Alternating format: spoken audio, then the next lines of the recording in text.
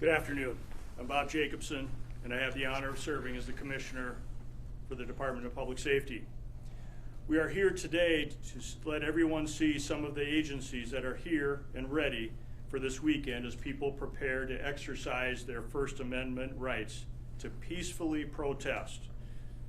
We know that there are several scheduled events. The people you see here represent just a few of the agencies that will be here to help protect public safety, so everyone has the right to express their views. I'm appreciative of our state partners, including the Minnesota National Guard, State Patrol, Department of Natural Resources, Metro Transit, and the University of Minnesota, who all stand ready to uphold public safety. That also is true for our local law enforcement, emergency responders, and our dispatchers. I know their commitment to our communities is unwavering. We are also very thankful to the thousands of our neighbors and fellow Minnesotans who have gone out and expressed themselves peacefully. We recognize and understand the deep concern and grief they and so many in our community and across the country are still feeling following some recent events in our state. We also know that demonstrations include strong emotions, beliefs, and desires to be heard. And it is critical that those voices are expressed safely so that they can be heard. Make no doubt, public safety is our top priority. Our focus is keeping demonstrators, community members, drivers, our law enforcement officers safe, especially during moments of heightened tension or uncertainty. While peaceful expression is protected, any actions that harm people, destroy property, or jeopardize public safety will not be tolerated. Demonstrations must remain safe and they must remain lawful. We are coordinating with our local law enforcement partners to ensure resources are adequately deployed. As such, just as was the case last weekend, the Minnesota National Guard has staged in a way such that they can respond quickly if needed. Again, just as was the case last weekend, it is our hope that they won't be needed. We are optimistic that that will be the case. But again, any acts of violence, damage to property, threats to safety will be met with lawful enforcement actions, including arrests, as we have already done in coordination with our partner agencies. For those planning to attend those demonstrations this weekend, we encourage you, please stay informed, follow directions from law enforcement, please avoid confrontations, and help keep the focus on peaceful expression. And we remain committed to listening to our community concerns and continuing dialogue around trust, safety, and accountability. With that, I will turn it over to National Guard Major General Mankey. Hey, thanks, Commissioner. Hey, good afternoon. I'm Major General Mankey. I'm the Adjutant General of the Minnesota National Guard. I have the distinct pleasure of commanding and serving alongside nearly 13,000 soldiers and airmen of your Minnesota National Guard, who come from more than 800 communities in the state of Minnesota. I hope you know some of us.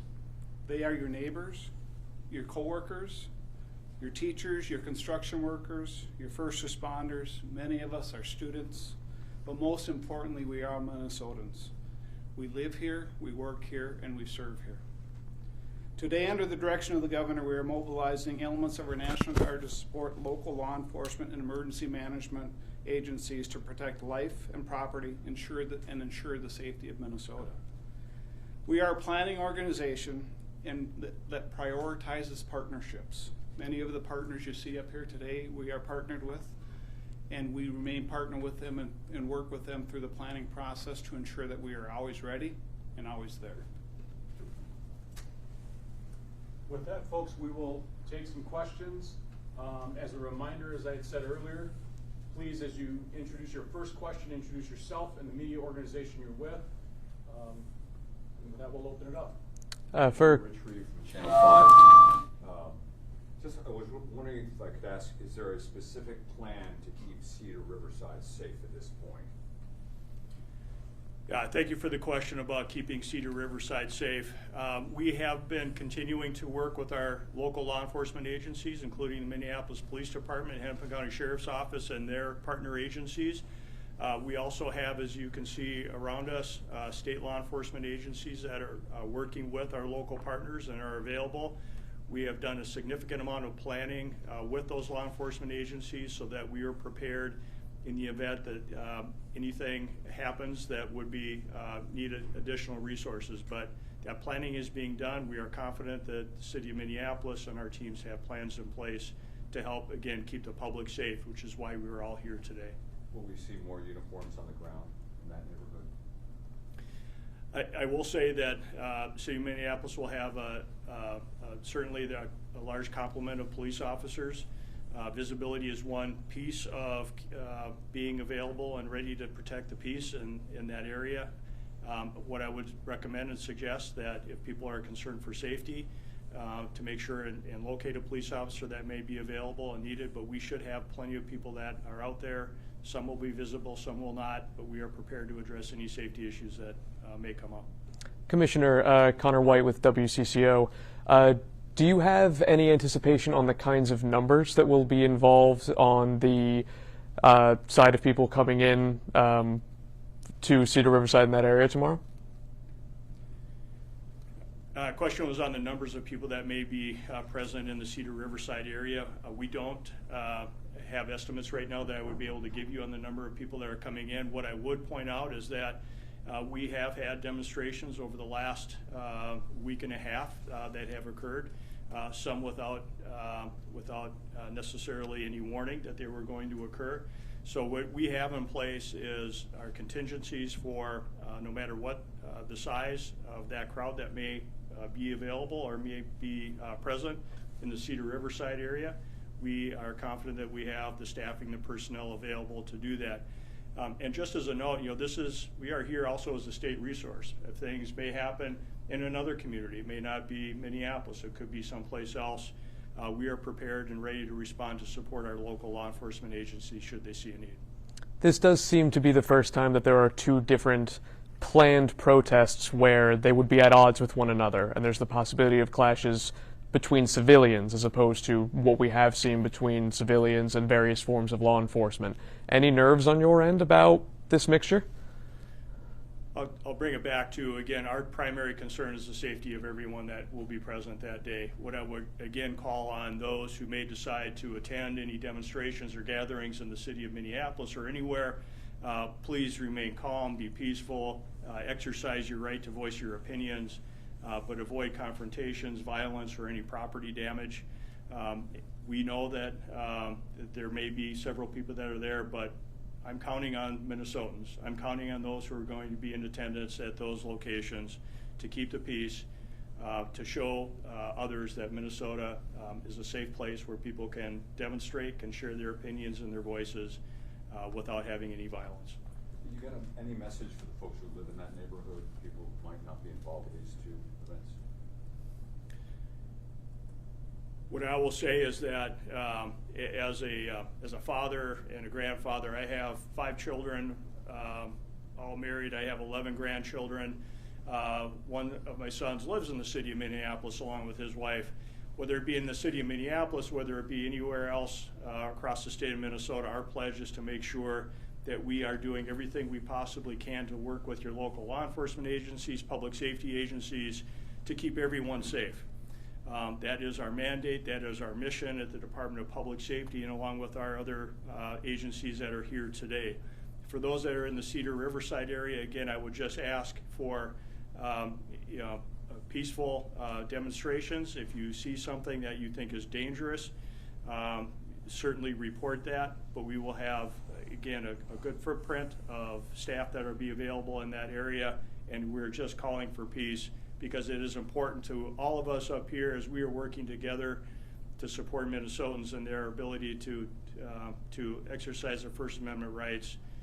We want to be there to be helpful. We want to be there to keep the peace. And again, let's be Minnesotans. Let's be those who want to do this the right way, to demonstrate, to share your opinions, to share your values, to share your thoughts, but to do it in a way that doesn't incite violence, that doesn't bring any more harm. And we have seen enough of that. I don't want to see any more. I'd like to ask the Major General question, if that would be okay. Sure. Just activated, does that mean we're going to see National Guard personnel on the ground in that neighborhood tomorrow? Yeah, Hazel, thanks for the question. You know, I don't know if you'll see National Guard in the neighborhoods or not. I guess it's going to depend on what the needs are. We are a support element to local law enforcement as well as the state. And routinely and thankfully, we use state resources and other local law enforcement resources first. So I can't tell you if you will or not. I will tell you that our soldiers have gone through a bunch of training, and they are ready, and that they will be there if needed. Is the status of activation different? I'm sorry, I just want to be clear. So they're on standby right now, or what? Yeah, they're mobilized and they're brought in, and they're operating out of various locations so that they are prepared, ready to go. So you know, they are not at home. They're at a location, so their response time could be quicker than if it was a cold call if they were at home. To that point, has your status activation actually changed since the last time we heard Governor Walz? It has not, and the executive order was written. We have the latitude to do this for a while. So our status hasn't changed. Like I said, we have soldiers on now. We can bring soldiers to a higher state of readiness, a higher threshold of response to reduce the risk if needed, and then we can send soldiers home and reduce that rate of response if needed, all in conjunction with the Commissioner of Public Safety and our local law enforcement agencies. You guys will take one more. Joe McCoy from Carolina here. Do you have any comment on President Trump potentially invoking the Insurrection Act, and just your thoughts on that? Yeah. I don't really have a comment on that. Obviously, we're monitoring the situation. You know, we're trying to keep the calm here in Minnesota with the resources that we have. You know, we serve in two functions. We serve in a Title 32 capacity where the governor is the commander-in-chief, and that's what we're doing here today. And we also serve in a capacity in a Title 10 where the president is the commander-in-chief. And we routinely serve in both of those capacities all the time. As a matter of fact, we have hundreds of service members deployed right now, not in Minnesota in a Title 10 capacity. And if we're ordered to do something and it's a lawful order, we will do those to the best of our ability. I'd like to ask the Commissioner one last quick question. I'm sorry, this is about earlier in the week.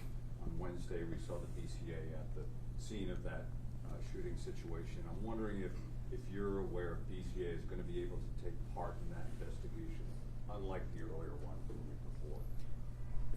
So this is a question regarding the shooting from Wednesday. Our Force Investigation Unit from the Minnesota Bureau of Criminal Apprehension is doing that investigation, and as their usual protocol, they'll be getting out some information in the next few days on that incident. I don't have anything else to share, but as Minnesotans know, the BCA has a Force Investigation Unit where their primary work is to investigate officer-involved shootings. They're very good at what they do. They're very professional.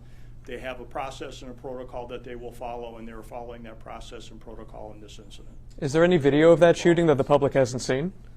Thank you, guys. Yeah, thank you. Any footage?